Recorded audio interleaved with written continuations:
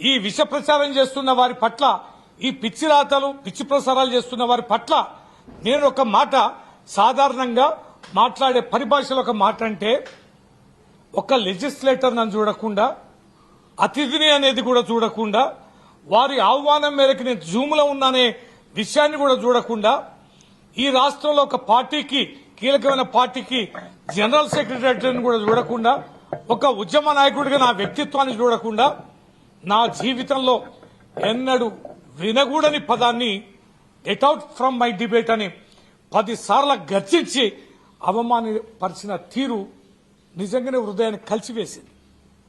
ఎప్పుడూ అవినీతి అక్రమాలకు పాల్పడ్డ వాళ్ళం కాదు. వందల వేల టీవీ డిబేట్లలో గాని, మీడియా సమావేశాల్లో గాని మాట తూలింది లేదు.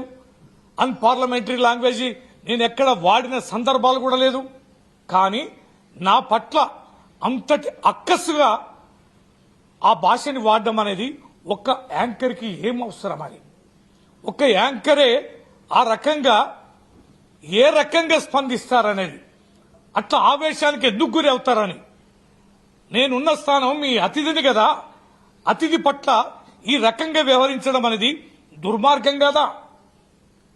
చట్టసభలో కొంతమంది లక్షలాది మంది ప్రజల యొక్క ప్రతినిధుల ద్వారా ఎన్నిక కాబడిన నా స్థాయిని కూడా ఈ రకంగా దిగజార్చడం సరి అయిందేనా అనే దానిపైన మనసు వికలమై బాధపడుతున్న సందర్భంలో యావత్ తెలంగాణ ప్రజలు, యావత్ ప్రపంచంలో ఉన్న తెలంగాణ బిడ్డలు స్పందించిన తీరుకు నేను కృతజ్ఞత తెలియజేస్తున్నా.